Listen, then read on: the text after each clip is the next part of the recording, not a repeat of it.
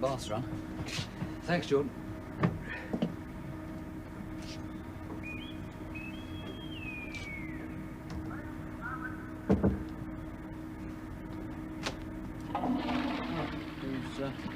Who's in there?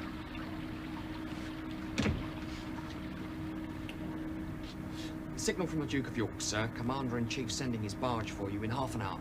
Half an hour? Right. Thanks, Blood. Sir.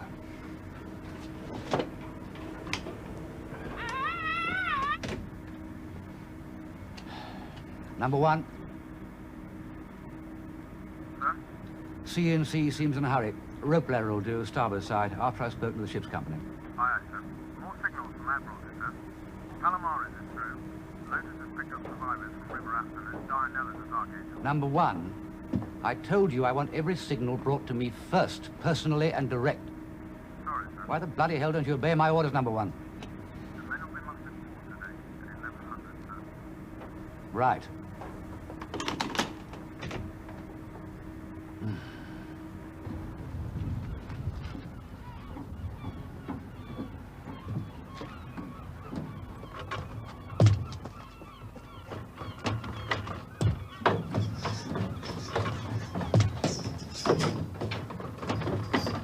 Come on then, let's be having you lads. Come on, move it, move it!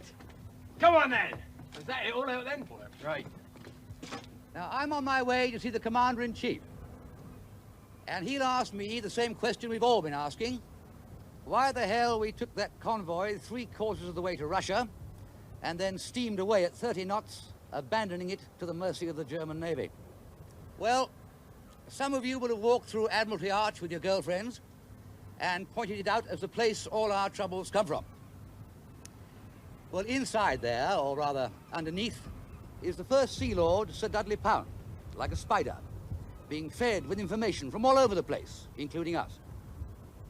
Now, he knew every move of PQ-17 and the U-boats round us, and above all, he knew what the German Navy was up to. So I reckon he must have been convinced that our convoy was about to be blasted out of the water by Tirpitz, the biggest battleship in the world. So he decided that the merchant ships we were protecting would have a better chance spread out in all directions than as a compact target.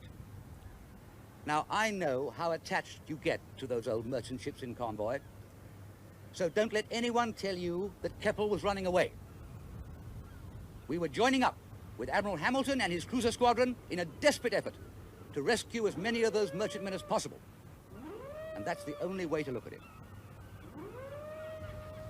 Of course, if I'd made a different decision, ignored the first Sea Lord's order to scatter the convoy and stuck with the merchantmen, we'd all be bloody heroes now, and probably full of seawater.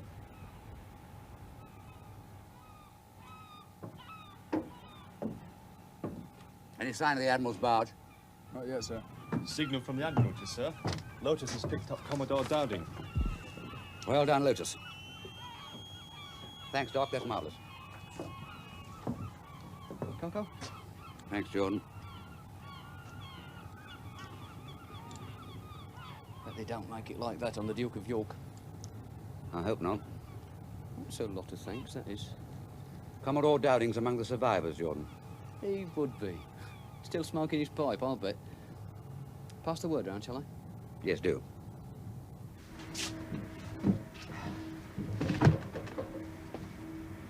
Jordan! Yes. What the bloody hell have you done with the bridge diary? Nothing. It's on your desk, where it always is. Well, when you see the Admiral, give it to him straight. Thank you, Jordan.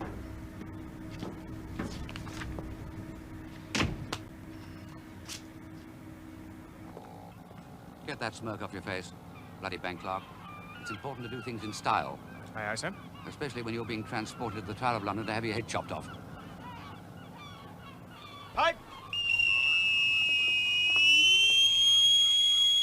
On receipt of Admiral Dudley Pound's signal, what did you do? Ordered the convoy to scatter, sir. How? I hoisted the scatter pennant. And that took 15 minutes. 5, sir. 5. That signal was prefixed most immediate. Why the delay? It was unbelievable.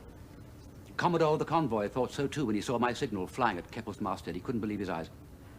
But if I got an order from the First Sea Lord, I'd obey it, unhesitatingly. I had to assess the situation. Admiral Hamilton didn't take time to assess the situation. Perhaps it would have been better if he had.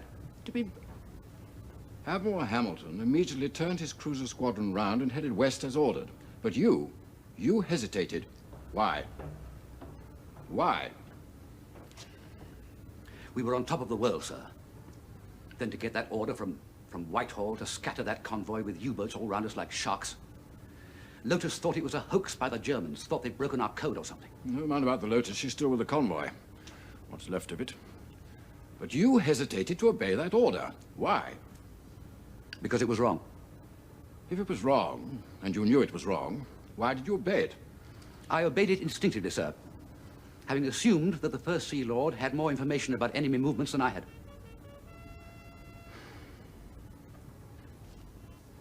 Coffee? Thank you, sir. Help yourself.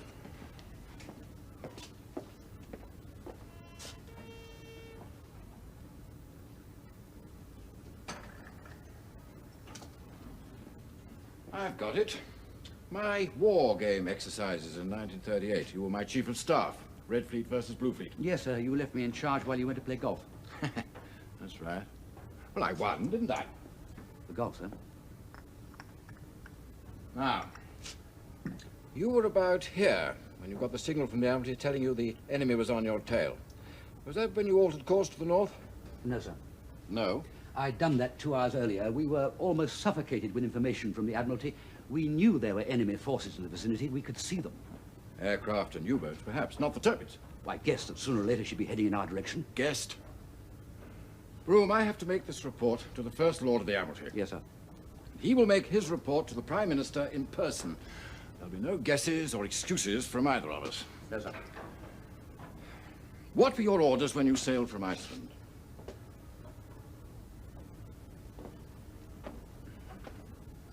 To protect the convoy on its journey to Russia. Exactly. Then why, at the most vulnerable point, with no aircraft cover and the Luftwaffe ready to pounce, why in the blazes did you take it upon yourself to remove your escort of destroyers? I received a direct order from the First Sea Lord. Sir Dudley Pound ordered you to scatter the convoy, not to withdraw. When I got the order, I assumed that the Tirpitz was just over the horizon. How could I know the facts if I wasn't told them? It seemed to all of us that half a dozen destroyers on their own would be useless against the Tirpitz, but if we joined the cruisers, we could make smoke screens at least. We might even be in position to do some damage, even sink her. You say all of us. Who do you mean? Did you hold some sort of conference?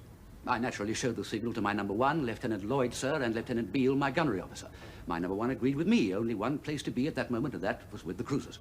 And what did Mr. Beale suggest? As far as I remember, sir, he didn't suggest anything. He's RNVR, sir. I don't think I asked him for his opinion. But he saw the signal.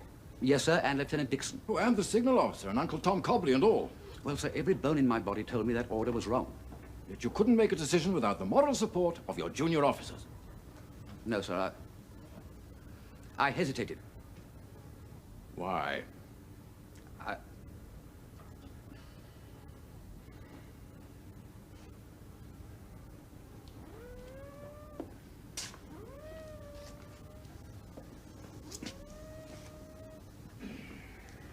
It crossed my mind, sir, to stay with the convoy. to ignore the signal to scatter. But with my sort of training, I couldn't do that. I made the signal Charlie Mike to the escort destroyers, and they fell into line behind me, and we steamed back through the convoy. It took 2 hours to catch the cruisers, and then we hit a fog bank. Nearly hit the London at the same time. I remember saying to my number one, it could have been the bloody Tirpitz. The fog got thicker, but we pressed on while the distress signals began coming through from the merchantmen we'd left behind. U-boats and planes picking them off like sitting ducks. And still no sign of the Tirpitz. And when we finally ran out of the fog into brilliant sunshine, I knew. There were no battleships ahead of us but our own. Was this when you asked permission to go back? Yes, sir. I thought we might be able to pick up some survivors. Admiral Hamilton very wisely refused that permission. No point in belting back and running out of fuel. If we'd found the tanker, we might have been able to round up some of the convoy. Scattered convoy cannot be unscattered, Broome. You sent a last signal to the convoy commodore. It reads, "Sorry to leave you like this. Looks like being a bloody business. Goodbye and good luck." Broome, did you really think that your handful of destroyers would be the slightest use to Admiral Hamilton? Yes, sir. The Tirpitz would have blown you out of the water at 20 miles. I realized that, sir. So did everyone. Is that why you sent the signal looks like being a bloody business? For us, sir. For the destroyer flotilla. I wasn't excusing myself for leaving them. I thought I was going into battle. Morale on board couldn't have been higher. Death or glory, eh? No, sir. Concentration of forces, that's all. Red Fleet versus Blue Fleet. Sir? Let me have your report as soon as possible. Yes, sir. You're quite right, Broome. This is a perfectly bloody business. These things happen. When you get to Londonderry, take some leave. You've earned it. Thank you, sir. And then we'll think of something else for you. Don't brood.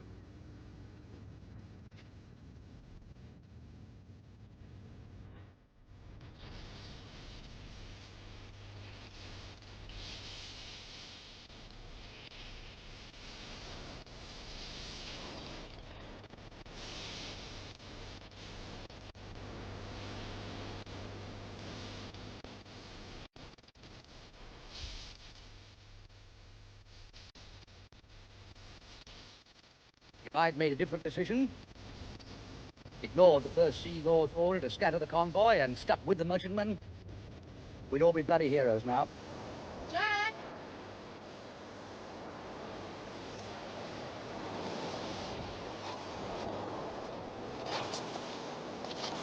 It's on the table. We're all waiting. Jack, where's Simon? I thought you were together. He's out in my skiff, stuck on a mud bank. You said you'd look after him. He'll float off when the tide turns. When will that be? About 4 hours. 4 hours.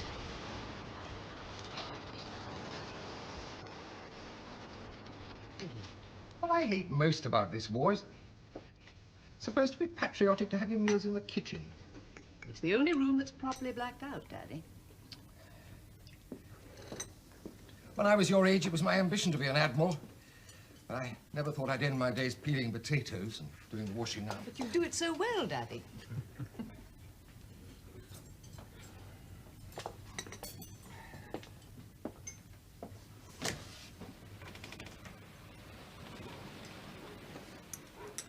You're married, aren't you, Colin? Oh, only just. The wedding was a fortnight before we sailed. Is she coming down here at all? No, she's working at Bart's hospital. Is she a nurse? No, she's on the catering side. She's a dietitian. I remember the first time Jack came to our house, he looked half-starved. I was half-starved. Just got back from the China submarine flotilla and dysentery. China station, cushy number, that's very cushy. My captain only had one entry in his standing order book. Fear God, honour the king, and keep your bowels open. That's the trouble with Jack. He never knows when he's gone too far. Got no respect. Always picks on admirals with his cartoons. The one with Miss Snodgrass in the bath is the spitting image of Admiral Percy Noble. And that one there, exactly like Dot's. You know, the first time Jack came to our house... Officially? Wanted to marry Sybil. Well, I've got 8 children, so I said to him, I could see he thought he'd got his feet under the table. I said, why did you pick Sybil? Do you know what he said? Love at first sight. He said, if I can't sleep at night, I count your children going through a 5-barred gate. And Sybil is always the last one through. What fancy. That, from a junior lieutenant who wants to marry an admiral's daughter. I'd imposed it to Aiden. Cheek of the devil, that's Jack. If you tell them any more, sir, my life won't be worth living when I get back on board. I think I can see Simon coming in slowly. I'll just go and meet him. Oh, dear, I think I'm the one who's gone too far this time. Oh, no, he doesn't mind at all. He's tired, that's all. Did you say you were a bank manager? Come on, Simon, look lively, stow the oars.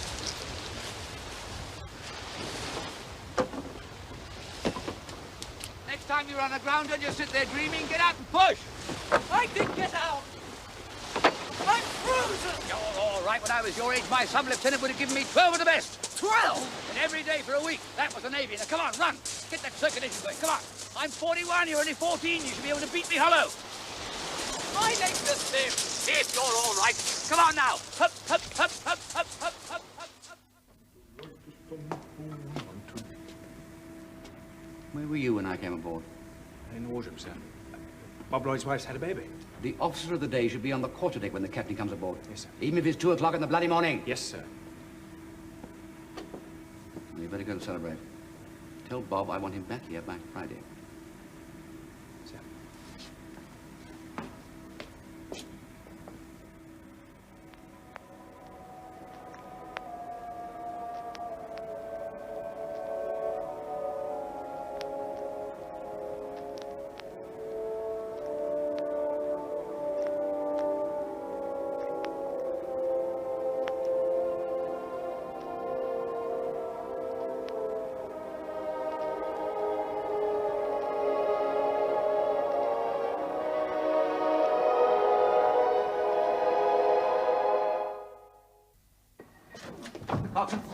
Sir?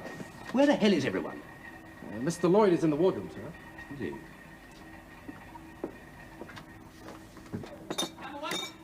Sir? My God, this place is a bloody shambles. Get out, Jordan.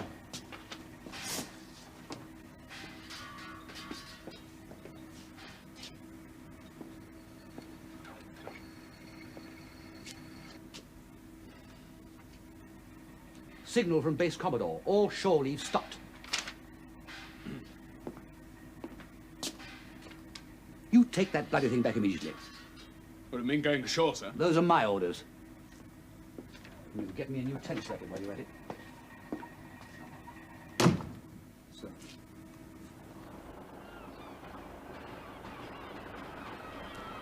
Vandalising petrol filling stations. The noise, we've had no end of complaints. He's no right to report my officers. I have every right. Not over my head. Playing tennis on a platform. They were letting off steam, that's all. There are decent people living in this town. They need sleep. They've got to go to work in the morning. These boys have been knocked for 6 by PQ-17, just getting back on their feet, sir. We get dozens of ships through here, but if every officer who'd had a baby went around smashing the place up, we'd have no filling stations left. They've been through hell. So have a lot of people. I've been on convoys myself. But quite frankly, if you can't look after your officers, then somebody's got to do it for you. You bloody idiot. Right. Game, set, and match. Thank you. Forget it, Richards. Sir? Commander Broome, return the petrol pump and confiscate the tennis rackets. See you at lunch, Dickie. Aye, sir. Hang on a minute, Jackie.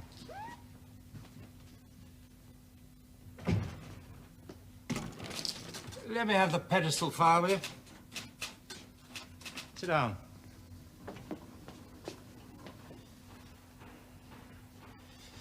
That petrol pump reminds me of the stuffed hippopotamus we pinched from the golf club at Formby. Whatever happened to that? Went with us to Norway in veterans. A German bomb took a tooth out of it, so we sent it back to the club with a plaque saying, shot down over Narvik. Ah. Glad to hear it survived the trip. Bad luck about your convoy. Bad luck, bloody disaster, sir. I don't know, quite a few got through, didn't they? No. Anyway, you've got to put that behind you now. If it's any consolation, I should have done exactly the same thing, and so would everybody else. Admiral Seifert has asked for you. Another convoy. Mediterranean assembling Gibraltar. When? Very soon, very soon. You'll be senior officer escorting aircraft carrier Furious.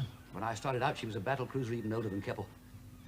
You know Peter Gretton, don't you? I certainly do. He'll be in Wolverine. Peter, I couldn't wish for anyone better. Ah, thank you. Angela, how nice to see you again. How are you getting on? Very well, thank you, sir. Good. Thank you.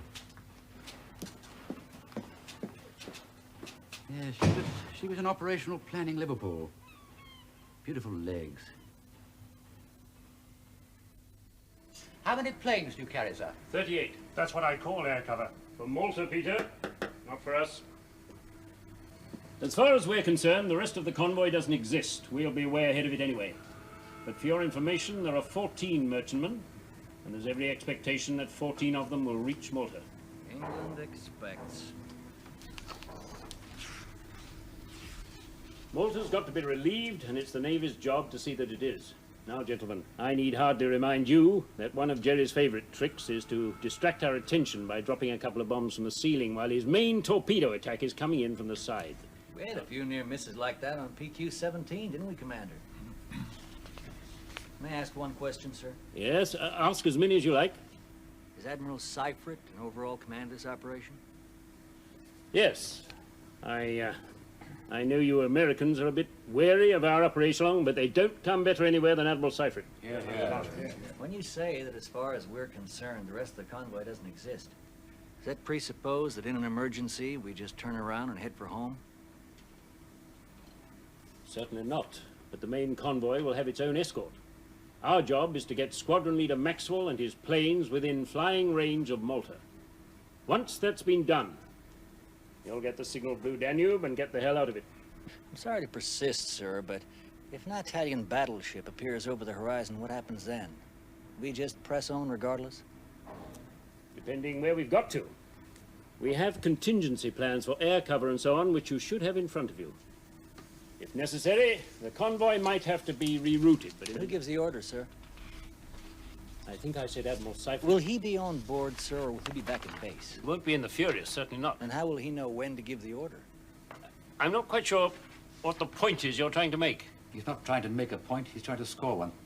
On PQ-17, sir, 80% of the merchant ships that went down were American. Ships we were there to protect. Except we were the new boys then. We took our orders from the British Navy without question. Yes. I think PQ-17 taught us all a lesson. But on pedestal, we shall have some air cover. And, of course, proper firepower. That's not what I'm saying, sir. We may have been green as grass then, but we're not any longer. The American Navy does not run away from anybody or anything. No, sir. Never. Well, I think I can safely say that on this occasion the British Navy is both pleased and proud to serve alongside the American Navy. Have you any more questions? Any queries as far as the RAF's concerned? No, sir, we're fine. Peter? No questions, sir. Right, let's all have one for the road. You must think we're all bloody wet. I didn't say that, sir. You think you can sit here in a British man of war and talk like I that? never intended to You make never intended, don't you bloody well point your finger at me. I can talk your language. I was born there, Seattle, Washington, USA. And I joined the British Navy in 1914. And you have the effrontery to say that we ran away. There isn't a man in my ship who didn't think he was going to his death to protect those merchant ships. I'm sorry, sir. Don't apologize, not for one word. Those ships and those men are at the bottom of the Barents Sea. It's not your fault, Jackie. No. But it's my dishonor. You said one for the road, didn't you, sir?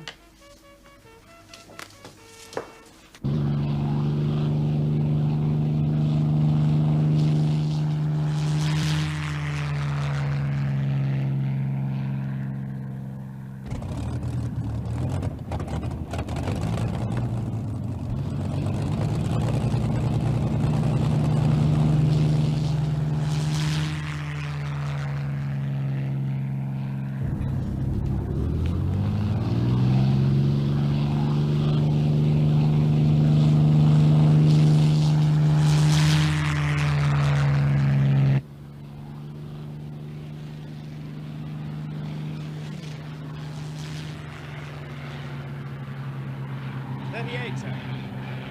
That's a lot. Piece of cake, sir. Signal from Briers, sir. Blue Danube, acknowledge, please. Yes, sir.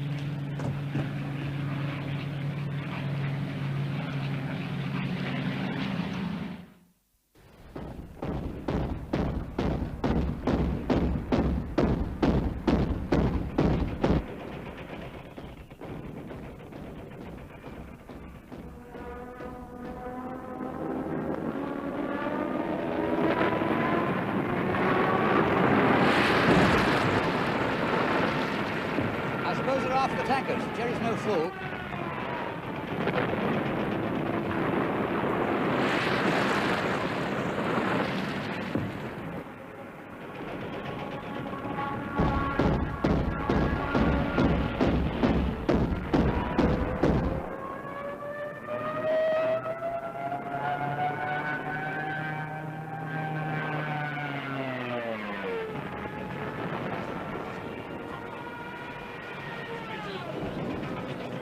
Signal Furious, picking up survivors from Eagle.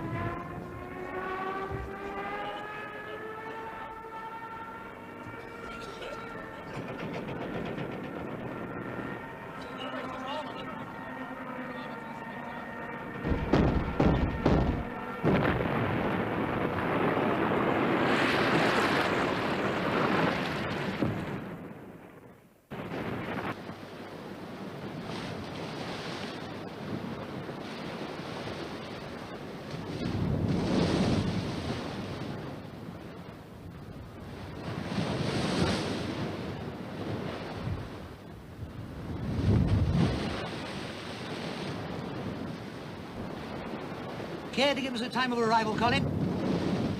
Yes, sir. Greenwich before 09 AM? 10, Bob. 5, sir. Still on top of 10 today. Okay, 5, Bob.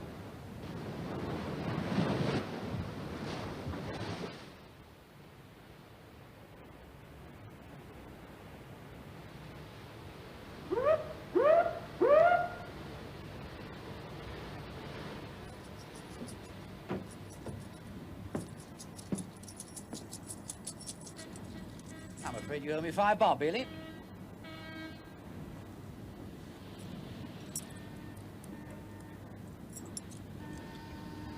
I don't know what to do about you, Colin. Got to do something. You've done bloody well on this trip, but your heart's still in that bloody bank. Find me a drink, sir. Signal from Admiralty, sir. First Lord wants to inspect the ship. What? First Lord wants to inspect the ship tomorrow. A.V. Alexander. Paying us a personal visit, sir? Don't look like that, number one. It's a great honor. Don't forget my gloves, Jordan. Gloves? What gloves? The gloves without which I shall not be properly dressed when saluting the First Lord of the Admiralty, Jordan. You haven't got no gloves. You never have had. Gloves, Jordan. Get them. Everything arranged for the welcome home party tonight? Yep, all laid on. Better be.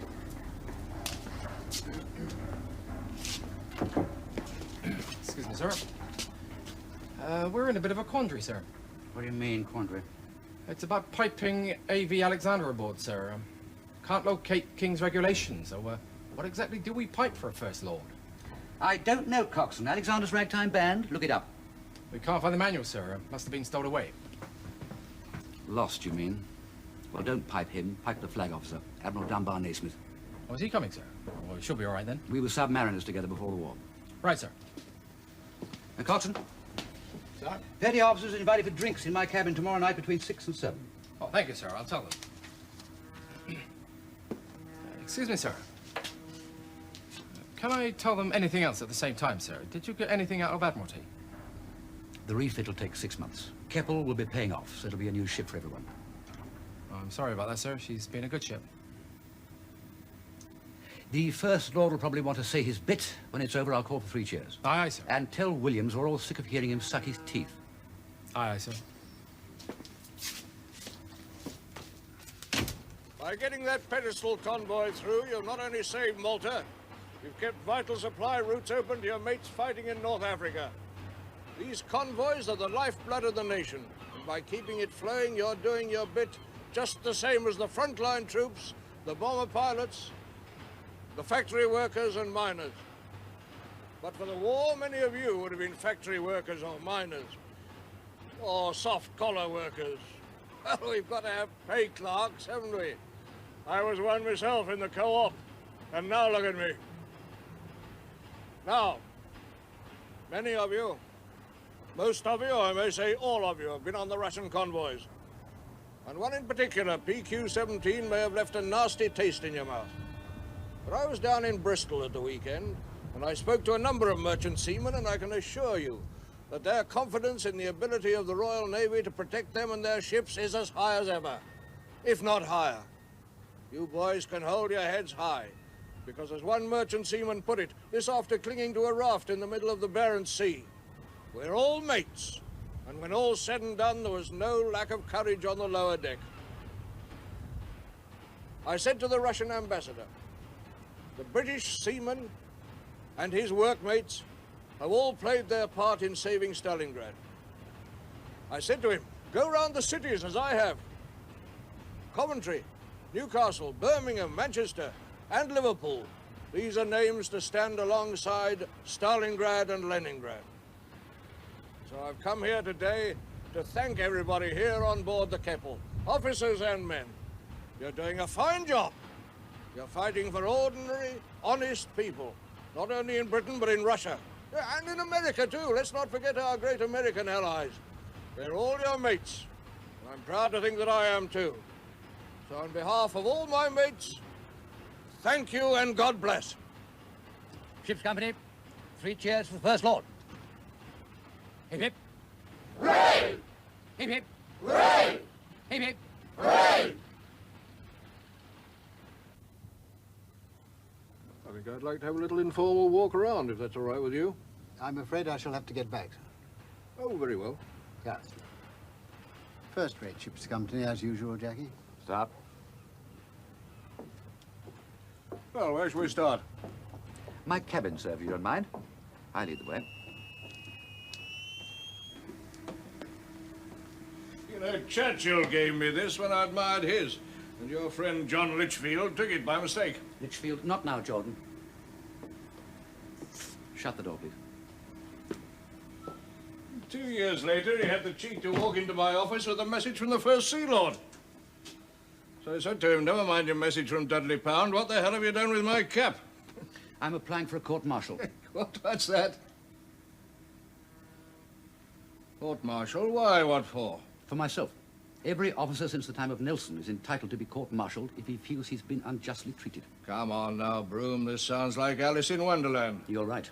I wouldn't have believed it possible to have the First Lord of the Admiralty stand in my ship in front of my men and accuse me and my officers of cowardice. Nonsense. I was talking in general terms about PQ-17. Forget about it.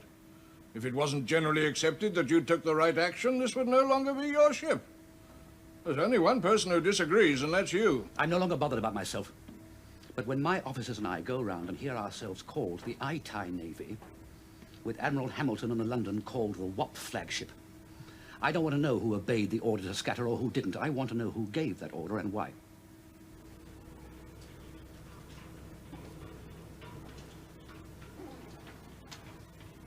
Admiral Dudley Pound gave the order, you know that.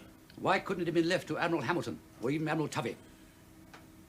You've just finished another convoy, very successfully. You're going on to command an aircraft carrier, promoted captain. But I'm going to tell you something, Broome. You're still a very, very small cog in a very big war machine. Sit down. I'm used to standing. Now, you may not know this. In fact, I'm fairly certain you don't know this. When Admiral Tovey was chasing the Bismarck, he didn't want to go in case his battleship ran out of fuel. So Winston sent him a telegram. Signal, I should say. Ordering him to stay with the Bismarck even if his battleship had to be towed back. Result, Bismarck sunk, Tovey didn't need a tow. Are you trying to tell me that Admiral Tovey was afraid to go after the Bismarck? Not afraid, no, just wait until I've finished. The result was that he and Admiral Dudley Pound were no longer friends. So when 2 months later the Tirpitz fell into Tovey's lap, and all he could do was fire 12 torpedoes at her and not score one hit, that was the end as far as Dudley was concerned. As for Hamilton, all he ever thinks about is air cover. I'm sorry, but as far as Dudley Pound is concerned, they're both tarred with the same brush. As far as I'm concerned, they're two of the best officers I've ever served under. Then why didn't you alter course when you were told to? You asked me why that order to scatter was given. I'll tell you. There was no trust. The boss didn't trust the buyer didn't trust the boss, and the shop floor assistant didn't trust either of them. Wouldn't put the goods in the window. Said there was no demand for shoes. So disaster was inevitable. Now do you see? I don't know what you're talking about. I'm not some shop assistant selling shoes. My job was to see those merchant ships safely to Russia. If everybody thinks they know best, that's no way to run a navy. Dudley Pound had a fixed idea the Tirpitz would attack I obeyed that that order, the order to scatter, but it was a wrong order. And if Admiral Pound gave it, he should be put up against a wall and shot. Now, look here, Broome. I'm not going to sit here and listen to you say things like that about the First Sea Lord. I've heard rumors about what's been going on, and if this is the sort of stuff you've been dishing out to your men... How dare you suggest that I discuss my senior officers with the lower deck? Well, Americans in Gibraltar, then. Our allies. Do you realize that as a result of PQ-17, Admiral King won't allow an American ship to serve under a British admiral? And how do you think that situation's going to be helped if you go around saying the First Sea Lord had no right to scatter that convoy and he ought to be relieved of his command? I never said that. You said... Shot was what I said. I will not listen to seditious comment. This is the truth. I don't care if you are the First Lord of the Admiralty. I wish I could say to Sir Dudley Pound, that order to scatter was as good as a death sentence to those merchant ships, and there isn't one officer or rating who doesn't agree with me. Broome, you want to stop worrying about the conduct of your superior officers on the Admiralty. Admiral Hamilton has taken full responsibility for his actions. So has Admiral Tovey. It's time you did the same. And no regrets. Past is past, over and done with. It is not. Anyway, I don't mind telling you that in my opinion, and the opinion of a number of my colleagues, PQ-17 could never have got through to Russia anyway, scattered or unscattered, with or without your convoy. The Germans knew every move we made from start to finish. We didn't stand a chance. But if that's true, why was the convoy ever sent, or why wasn't it turned back? Unfortunately, there's a lot more to fighting a war than the safety of a few merchant ships. A few? 24. Have you ever taken a swim in the Barents Sea? I know the conditions. Appalling. If you must blame someone, blame Adolf Hitler. He started it. That sort of answer may be good enough for a politician. Well, Churchill said to me the other day, if a man takes an action which he's convinced he's right and he's doing his duty, he need never regret it. I'm not Churchill. I shall regret taking that action all my life.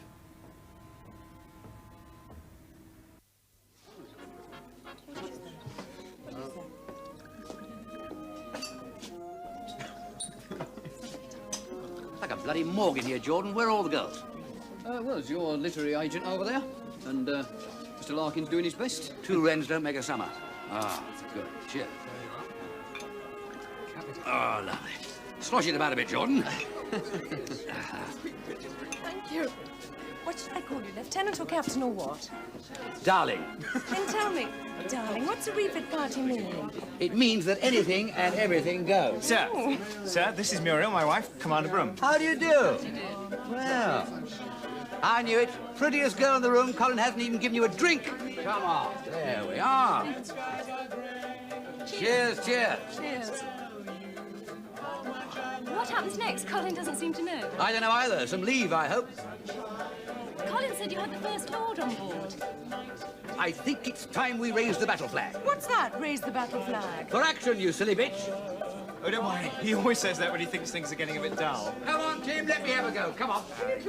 I've listened to you for 6 months. Come on, it's my turn. Shift over. It's amazing how crafted it all is. Can't imagine what it must be like in a storm. We're all on top of each other. Yes, I'll show you my cabin. I haven't done this since I was on the China station.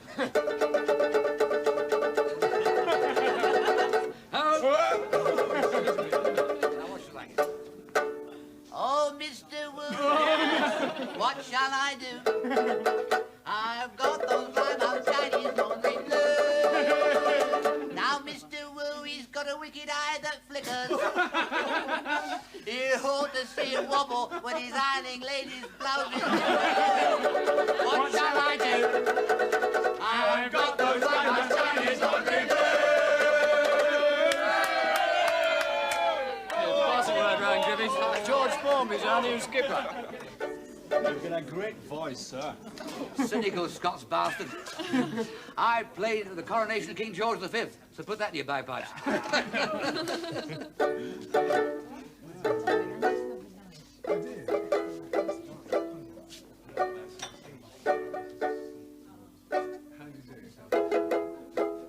If a man takes an action which he's convinced he's right and he's doing his duty, he need never regret it.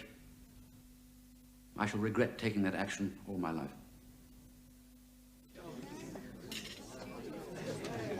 Come on, everybody! This is a refit party, not tea at the vicarage. George, pile all the china in the middle of the table. Right, now where are we? Too much makes you deaf. What? Right, now I want two teams, right? Two teams either side of the table, right? And we throw a cup from one side to the other down the line. If you drop the cup, it's sixpence in the kitty. If you break the cup, it's a shilling. Jordan, you're referee. Right, who's the other captain? Now, Bob, where are you? Bob? Bob, you choose your team, I'll choose mine. Now, Right, I want Muriel, I want Susan, I want Philippa, I want the tall girl over there with the lovely legs, and I want the one that Tim keeps mauling about. All proceeds to the Merchant Navy Fund. Poor buggers. All right, boys. Bob, Sonny, come on. There we are. Can I be next to you, darling? Of course you can, darling. There you are, next to Colin. Right.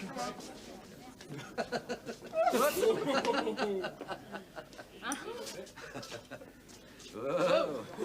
One down. Well done.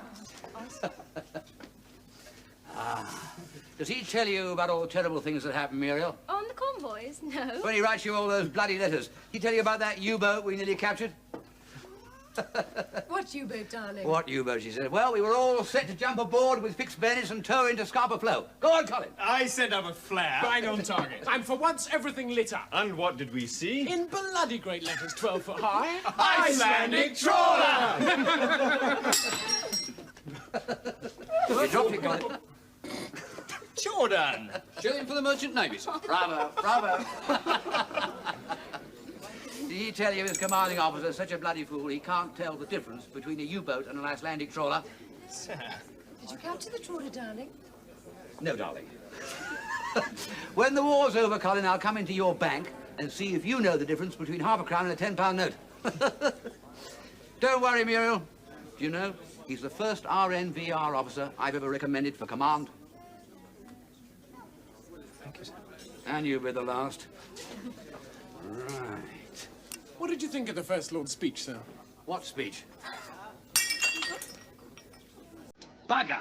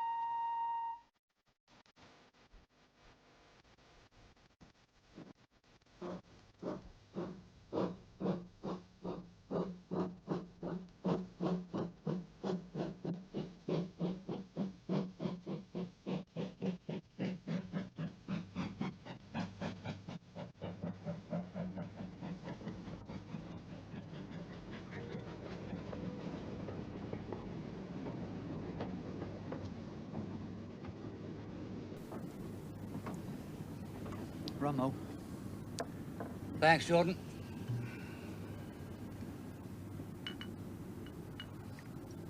Come on, Jordan. You might as well finish it off yourself. Good hunting. Mind you don't get the pox. Should be all right. Steer clear of Derry. Good party last night. Pity it's all over. I shan't be sorry to see the back of Keppel for a bit.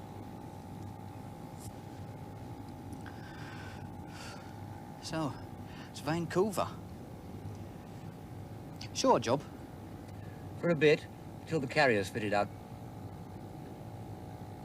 Vancouver. Any chance of coming with you? Not a chance, sorry. But thanks for asking, Jordan.